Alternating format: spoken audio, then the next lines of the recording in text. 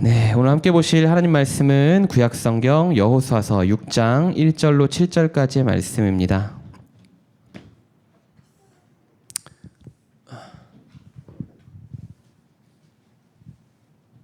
구약성경 여호수아서 6장 1절로 7절까지의 말씀입니다.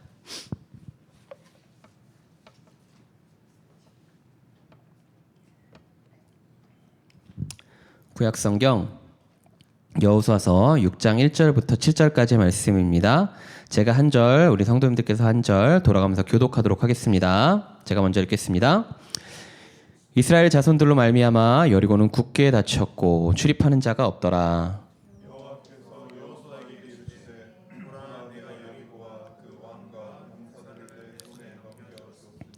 너희 모든 군사는 그 성을 둘러 성 주위를 매일 한 번씩 돌되 엿새 동안을 그리하라.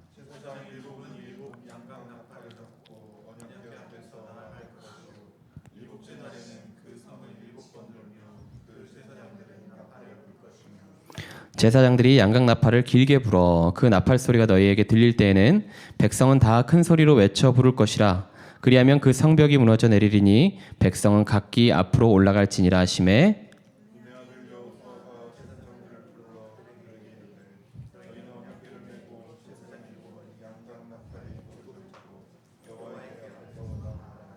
함께 읽겠습니다.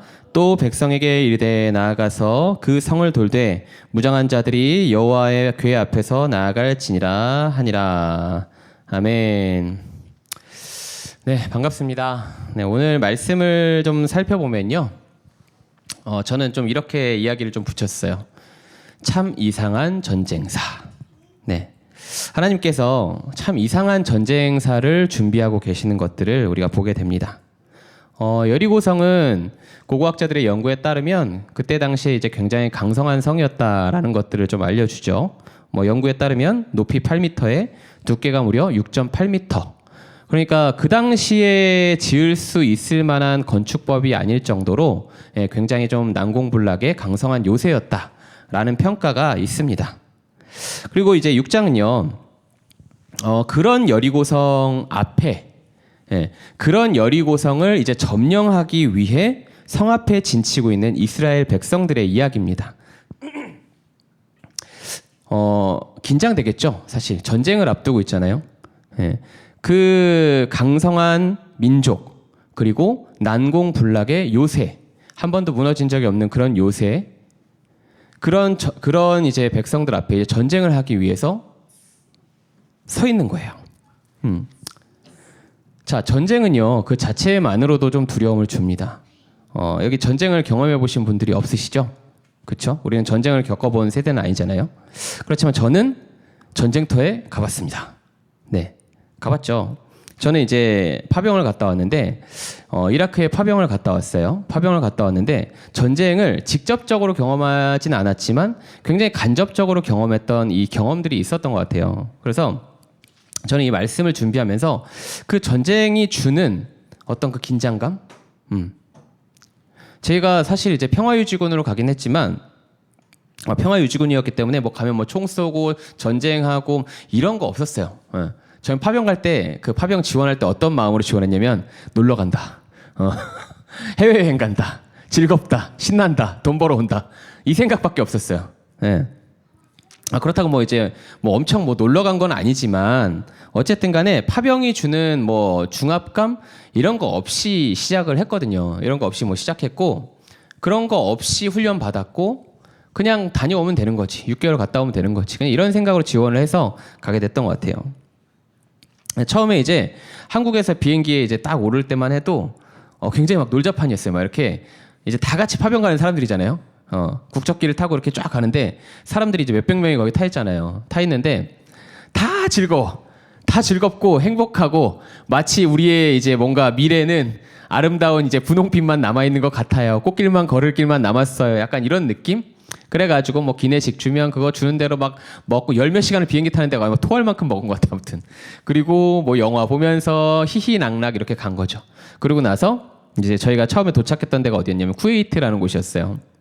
쿠웨이트에서 비행기 딱 내렸는데 그 사막 바람이 쫙 올라오니까 묘한 그 마음이 딱 오더라고요.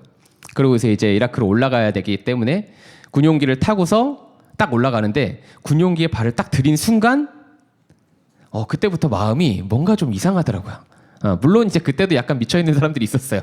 뭐 이거 즐겁네, 놀이기구를 타는 거네 그러면서 막 이렇게 거의 비행기 타면 이게 이 봉지를 주거든요. 봉지가 아니라 이게 뭐라 그러냐, 그 종이 봉투를 줘요. 뭐냐면 오로로로록 이 봉투예요. 뭐 거기서 막 쇼를 하고 막 이런 사람들이 있었는데 저는 모르겠어요.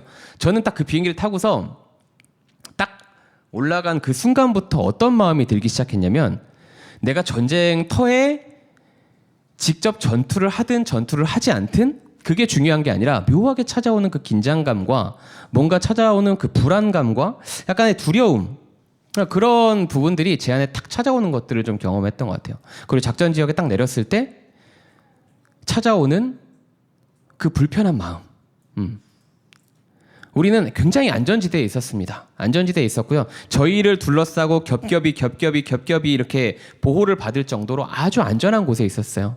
근데 그럼에도 불구하고 전쟁터 한복판에 있다라는 그 마음가짐은 사실상 아무리 좋은 조건을 가지고 있고 아무리 편안한 마음을 갖고 있다 할지라도 찾아오는 그 긴장감과 두려움이 상당했더라는 거죠.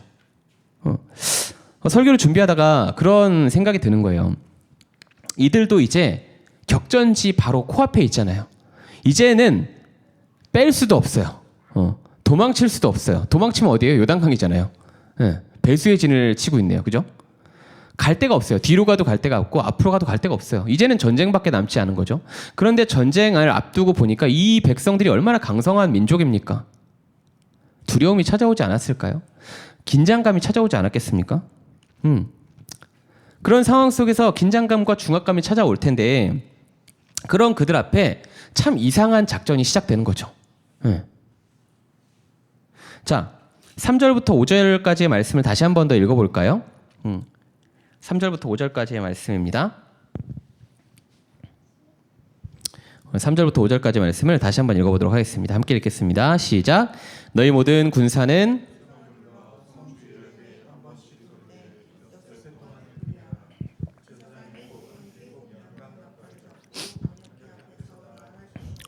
일곱째 날에는 그 성을 7번 돌며 그 제사장들은 나팔을 불 것이며 제사장들이 양각 나팔을 길게 불어 그 나팔 소리가 너희에게 들릴 때에는 백성은 다 큰 소리로 외쳐 부를 것이라. 그리하면 그 성벽이 무너져 내리리니 백성은 각기 앞으로 올라갈지니라 하시매.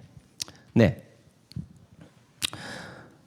하나님께서 말씀을 하십니다. 뭐라고 말씀을 하시냐면 6일 동안 매일 한 번씩 성 주위를 돌아라. 그리고 7째 날이 되면 7번을 돌고 나팔을 불고 큰 소리를 외쳐라. 그러면 이길 거다. 이거죠. 상식적으로는 이해할 수가 없는 일입니다. 그래서 이 여리고성 전투를 신앙인이 아닌 그냥 학술적으로만 살펴본다면 굉장히 얼토당토 않는 이야기들로 치부하는 경우들이 굉장히 많죠.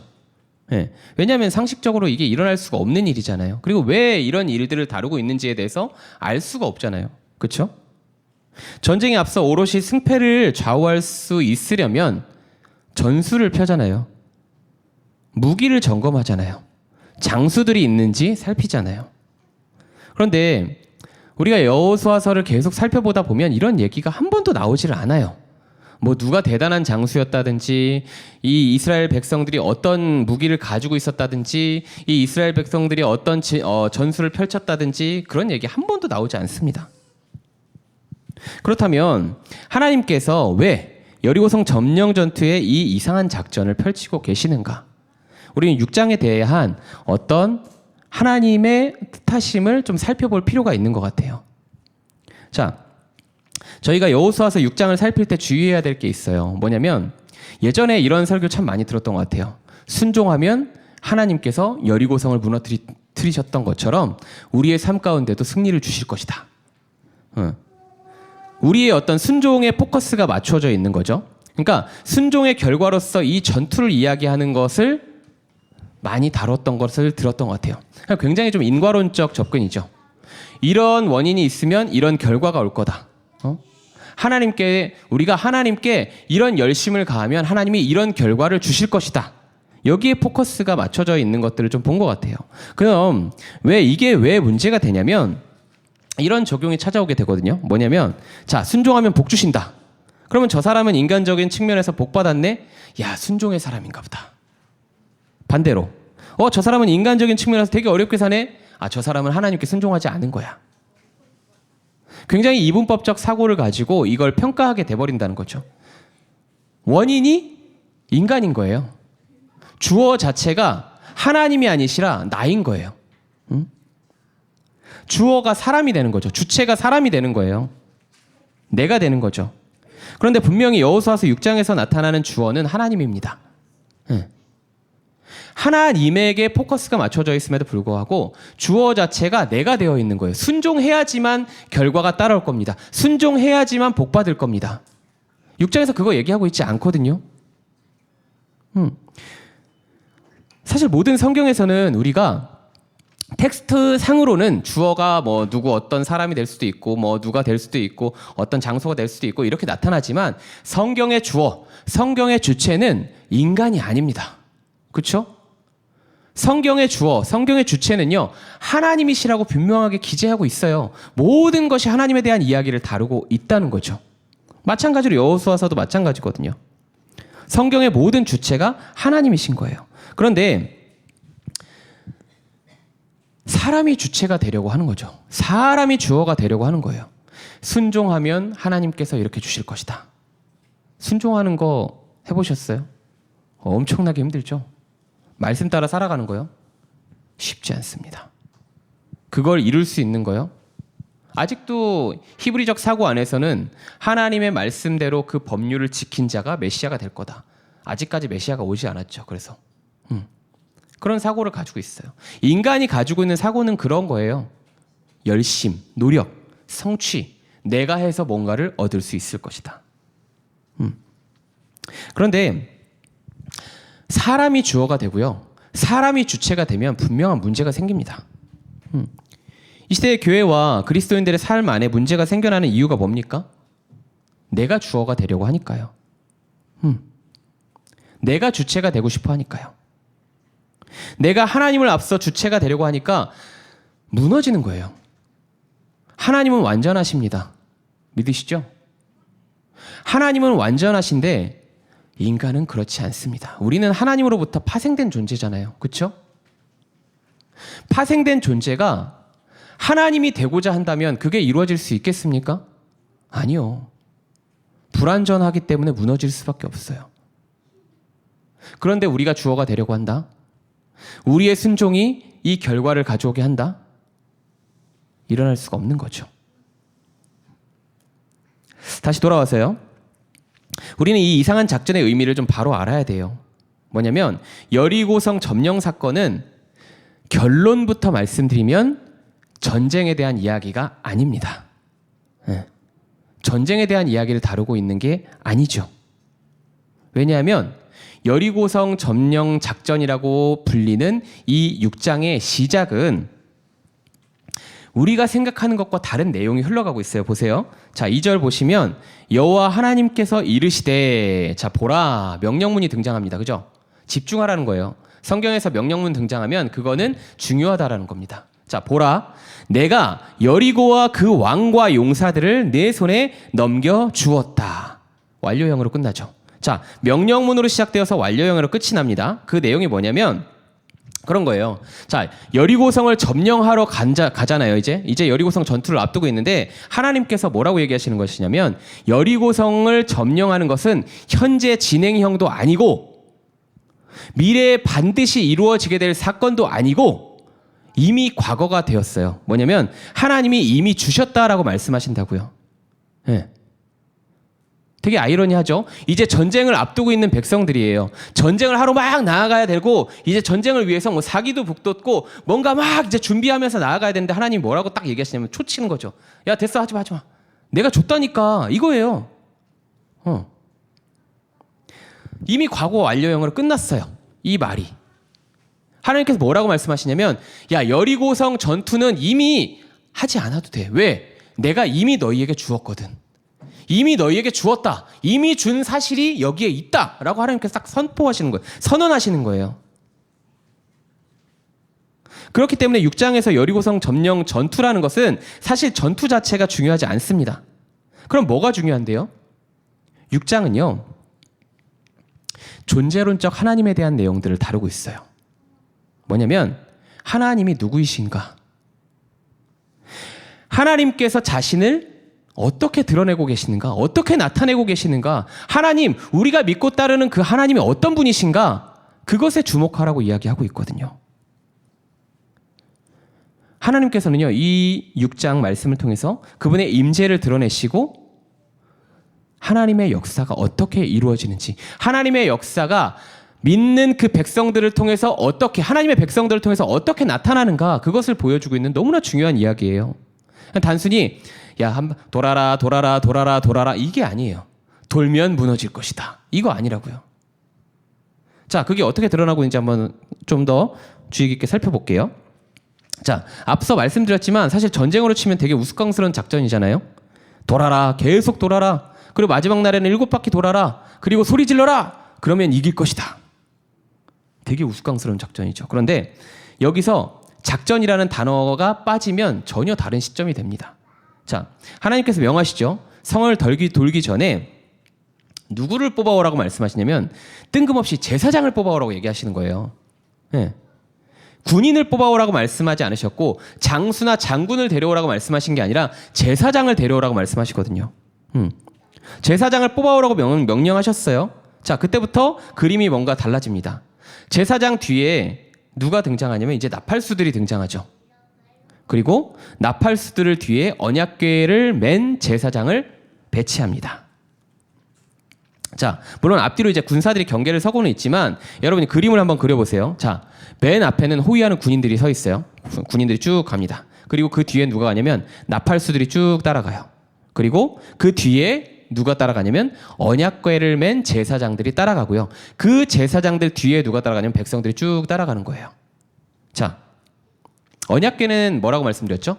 언약궤는 하나님의 임재를 상징한다라고 말씀드렸습니다. 하나님 그 자체를 보여주는. 자, 그럼 그림이 딱 그려주세요. 군인들, 그리고 나팔수들, 언약궤, 백성들 쭉 연이어서 이어져서 간다. 뭐 같아 보이세요? 행진이죠. 왕의 행렬인 거예요. 전쟁이 아니라 어떤 제의적 의식으로 바라본다고요. 이걸. 예배의식 같은 느낌이 좀 들지 않으십니까? 왕의 행렬과 같은, 왕의 행차와 같은. 자, 앞서 저희 2절 살펴봤잖아요. 이미 주셨다. 그리고 나타난 이 제의적 의식. 이것은 마치 왕이 전쟁을 승리로 이끌고 나서 개선장군과 같은 모습으로 행차하고 있는 어떤 그런 제의적 의식을 보여주고 있는 장이에요. 그러니까 백성들이 그분의 승리, 그분의 임재 안에서 예배하고 있는 거라는 거예요. 자, 전쟁의 방법이 아니라 전쟁이 끝나고 나서 그 백성들이 성으로 입장하고 있는 제의적 의식을 보여주는 게 여호수아서 6장이라는 얘기예요. 자, 다시 말해서 어떻게 보면 너무나 우스꽝스러워 보이는 이 작전이 하나님께서 이미 주신 승리 안에서 그의 백성들이 그분의 임재를 따라 행진하고 있는 그 장면을 보여주는 게 여호수아서 6장이라는 거죠. 그러니까 다시 말씀을 드리면 여호수아서 6장에서 우리가 중요하게 생각해야 될 것은 순종? 좀 낮아요. 순종을 얘기하고 있지 않습니다. 물론 이제 소주제로 들어가면 얘기할 수 있겠지만, 자, 순종이 주된 요인이 아니에요. 여기서의 주된 포커스는 뭐냐면 우리가 하나님을 예배하는 것에 있어요. 하나님께서 예배하기를 원하신다라고 말씀하시거든요. 너희가 나를 소망하고 나를 갈망하고 나의 임재를 소망하고 너희가 나의 안에서 함께 예배하기를 소망한다. 왜요? 왜 그런 얘기가 나올까요? 말씀드렸잖아요. 우리의 삶의 모든 승리라고 표현을 해볼까요? 자, 그 모든 승리는 이미 과거 완료형으로 종료되었기 때문인 거예요. 하나님께서 뭐라고 말씀하시냐면요, 그런 거예요. 네 인생이 너의 노력 여하에 따라 네가 순종하면 잘 될 거고 네가 순종하지 않으면 망할 거야. 그거 얘기하고 계시지 않아요. 우리가 믿음이 많으면 하나님이 더 예뻐하시고 믿음이 없으면 너 왜 그렇게 살아? 라고 말씀하시려고 하신다는 게 아니라는 거예요. 그게 아니라 하나님께서 뭐라고 말씀하시냐면 너는 이미 내 안에 있다라고 말씀하신다고요. 우리의 어떤 노력 여하에 따라서가 우리의 어떤 노력 여하와 우리의 어떤 공로와 우리의 어떤 그런 재력과 능력이 하나님께로 나아갈 수 있게 만드는 도구가 되어주는 것이 아니라 이미 하나님께서 말씀하시는 것은 무엇이냐면 너 이미 내 안에 있어. 너의 인생이 이미 내 안에 들어와 있고 네가 걸어가는 그 길 안에 이미 내가 함께하고 있다.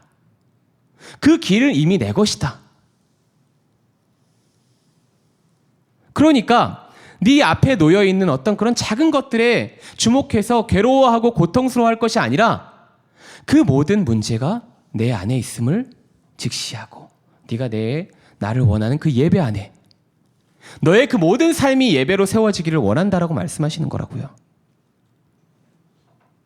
의미가 바뀌는 거예요. 여리고성 전투, 여리고성을 점령하기 위해서 얘들아 나가서 싸워라! 하나님 이렇게 전투하지 않으세요. 야, 너희가 순종하면 싸워야지. 믿음이 싸워야지. 그래야 무너질 거 아니야. 그래야 얻을 수 있을 거 아니야. 그래야 너희가 이 땅을 쟁취할 수 있을 거 아니야. 이렇게 얘기하시는 게 아니라 이거 너희 거야. 내가 이미 너희 줬어. 이게 너희가 거할 나의 약속의 땅이니라. 그러니까 너희들은 여리고성에 주목할 것이 아니라 너희 안에 주어진 그 여리고성에 주목할 것이 아니라 나와 함께하는 그 자리, 이미 승전보를 외치며 들어가고 있는 그 자리 가운데서 함께 예배하기를 소망한다. 너희가 그 예배 안에서 나와 교제하기를 원한다. 우리 하나님께서 그거 말씀하고 계신다고요. 예배의 자리 가운데에서 하나님의 임재를 경험하는 것. 우리가 매 순간 삶 속에서 하나님의 임재를 경험하는 것. 우리 하나님께서 원하시는 것은 그것이라고요. 여러분, 우리 안에 많은 상황들과 환경들과 문제들이 있습니다. 그렇죠? 있어요. 그런데 우리가 살아가는 이 문제들에 대한 것들을 좀 가볍게 얘기하고자 하는 게 아닙니다. 힘들어요. 저도 경험하고 있고요. 매 순간 삶 속에서 살아가면서 그 문제들 가운데 얽매이고 억눌리고 저도 마찬가지예요. 똑같아요. 제가 여기서 이렇게 설교하고 있다고 해서 제가 이렇게 말씀 전하고 있다고 해서 저는 저 사람은 대단히 자유하고 저 사람은 정말 그 말씀대로 이렇게 믿음 가지고 살아가고 있고 그렇지 않아요. 저도 똑같아요. 저도 매일 무너지고 저도 매일 두려워하고 매일 고통스러워합니다. 그런데 중요한 건 하나님은 우리 말씀을 통해서 이렇게 이야기하고 계시는 거예요. 뭐예요? 그 문제 위에 누가 있는지를 보라는 거거든요. 그 상황과 그 환경 위에 누가 있는지를 보라고 말씀하신다고요. 여러분 기억하십시오. 이미 주셨다라고 선포하시는 하나님, 이미 주셨다라고 선포하신 하나님, 약속하신 그 하나님께서 아버지라는 이름으로 우리와 함께하고 계십니다. 우리는 그 삶 안에 있는 거예요. 우리는 그 삶 안에 있는 거예요. 여러분, 우리는요, 하나님께서 항해하고 계시는 그 배를 타고 있어요. 쭉 타고 있어요. 배 안에서요, 이미 타고 있다니까요. 배를 타야지 이런 개념으로 하나님 앞에 접근하시지 않으셔도 된다고요. 내가 배를 열심히 타봐야지, 내가 저 배를 타기 위해서 노력해야지, 이게 아니라고요. 하나님께서 말씀하시는 것은 너는 이미 내가 항해하고 있는 그 배 안에 있어. 네가 여기서 난리를 치든 쇼를 하든 브레이크 댄스를 추든 뭘 하든 바뀌는 게 아니라고요. 하나님께서 말씀하시는 것은 이미 너희가 내 안에 있다. 이미 승리가 주어졌다. 너희가 내 백성이다. 네가 내 백성이다. 그걸 말씀하고 계신다는 거예요. 여러분, 그렇기 때문에 우리는 다른 걸 소망할 것이 아니라 하나님의 임재를 갈망하고 하나님의 임재를 소망하는 자리로 나아가야 합니다. 자, 보세요. 예배의 자리에 선 이들이 하나님의 임재를 경험하거든요. 6장 5절 보시면 요벨 마샤크, 그러니까 양각 나팔을 길게 분다라는 표현이 등장해요. 이 두 단어가 합쳐져서 나타나고 있는 것들을 보는데, 자, 이게 왜 중요하냐면 이 두 개의 단어가 동시에 등장하는 곳은 여기에 말고 딱 한 군데서 더 등장해요. 어디냐면 출애굽기 19장 13절. 뭐냐면 시내산에서 임한 하나님의 임재 사건입니다. 예. 본문에서 공통적으로 나타나는 것은 뭐냐면 나팔을 길게 불다와 올라가다라는 단어예요. 신의 산에서는 나팔을 길게 울리고 하나님의 임재 안으로 들어가는 그 백성들의 모습이 딱 등장하잖아요. 자, 여호수아서는요. 양각 나팔을 길게 분 순간에 하나님의 임재가 임함으로 여리고성이 무너지는 것들을 보게 됩니다. 뭘 의미할까요? 뭘 의미하는 거예요?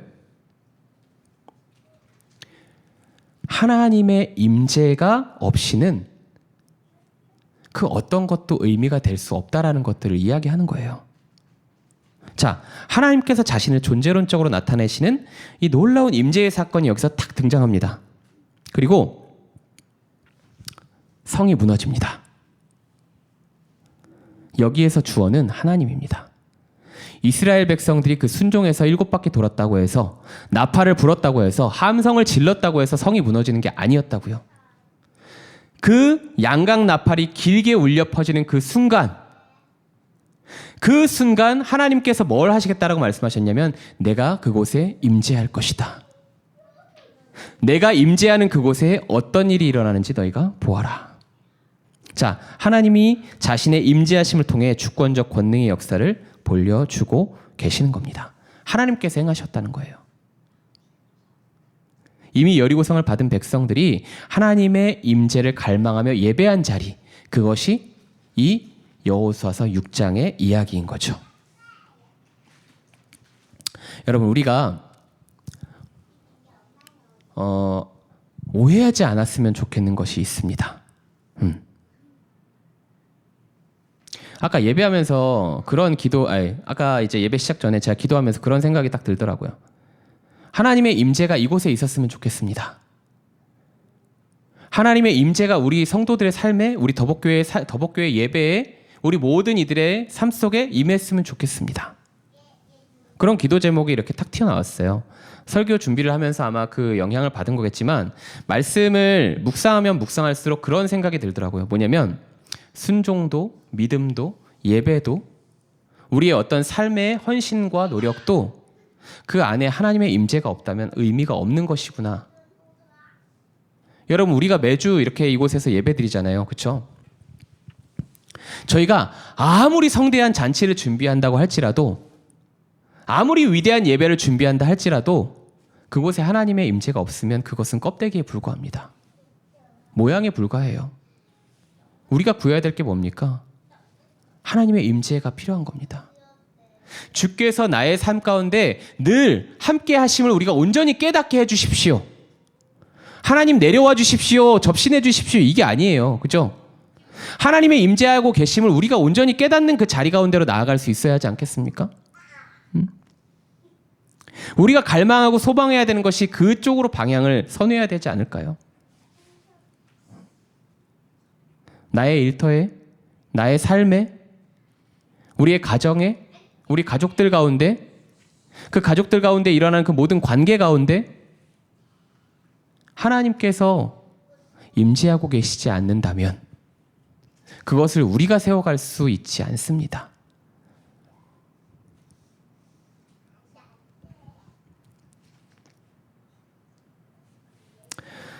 여리고성 전투는요, 우리에게 그것을 계속해서 보여주고 있습니다. 우리 하나님이 어떤 분이십니까? 우리를 영원한 승리 가운데로 두시기 위해 자신의 생명까지 내어주신 그 하나님이 어떤 분이십니까? 그 하나님이 지금 내 삶에 어떻게 역사하시겠다라고 말씀하고 계십니까? 그것을 보여주는 장입니다. 여러분, 저는요, 그걸 말씀드리고 싶은 게 아니에요. 여러분, 이제 하나님 안에 있으니까 순종하지 마세요. 노력하지 마세요. 아무것도 하지 마세요. 그냥 그 자리에 그냥 있으세요. 이걸 말씀드리는 게 아니죠. 순종 너무나 귀합니다. 여러분들의 믿음 너무 귀합니다. 삶 속에서 믿음으로 살아가고, 삶 속에서 순종의 삶으로 살아가고, 그것을 헌신하고 하나님 앞에 엎드리고 노력하고, 이걸 어떻게 가볍다고 얘기할 수 있어요? 그건 폄하하는 거죠. 그게 가볍다라고 얘기를 드리는 게 아니고요. 그것이 나쁘다라는 것을 말씀드리는 것이 아닙니다. 하나님이 그것을 나쁘다라고 말씀하고 계시지 않고요. 그러나 중요한 것은 뭐냐면 우리의 우선순위인 거예요. 우리가 먼저 바라봐야 할 것은 우리가 이미 하나님 안에 있다라는 겁니다. 이 근원적인 하나님, 태초 이전부터 계셨던 하나님, 태초 이전부터 계셨던 하나님, 이 세상이 존재하기 전부터 계셨던 하나님께서 너는 내 자녀라고 말씀하고 계신다고요. 네가 내 자녀다. 이미 하나님께서 선언하신 그때부터 우리는 승리한 사람들인 거예요. 그 빛의 계보 안에 살아가고 있는 사람들인 거예요. 빛의 계보로 나아가기 위한, 하나님의 자녀로 살아가기 위한 노력이 필요한 게 아니라 우리가 하나님을 갈망하는 자들로서, 우리의 모든 삶 속에서 하나님의 임재를 갈망하는 자들로서의 살아가기를 소망하는 그 삶과 그 마음이 우리 안에 있어야 한다는 것을 오늘 우리 본문을 통해서 본문이 말씀해주고 깨닫게 한다는 거죠. 사랑하는 여러분,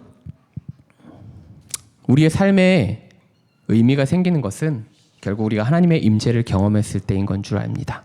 하나님의 임재를 늘 경험하고 하나님과 동행할 때 그 모든 삶 가운데에서 우리가 늘 기쁨으로 살아갈 수 있는 그런 삶의 동력이 생겨나지 않겠습니까? 우리가 세상을 바라보고 그 문제에만 주목하고 거기에만 우리 가운데 주어진 그 여리고성 안에서만 그 시선을 떼지 못한 채 살아가고 있다면 우리가 언제 하나님을 볼 수 있겠습니까? 예전에 그 설교 제목으로 썼던 게 있는데 뭐냐면 땅만 바라보고 살면 하늘이 보이지 않는다는 거였어요. 우리가 계속 땅에 주목하며 살면요, 땅만 바라보고 땅에 대해 문제에만 신경 쓰고 땅만 바라보며 살면 하늘이 보이지 않아요. 땅바닥 바라보고 가는데 어떻게 우리가 하늘을 바라볼 수 있겠습니까? 언젠가 길을 걷다가 들었던 생각이었어요. 사랑하는 여러분, 우리가 하나님의 임재를 구하는 삶으로 주님 앞에 나아가기를 소망합니다.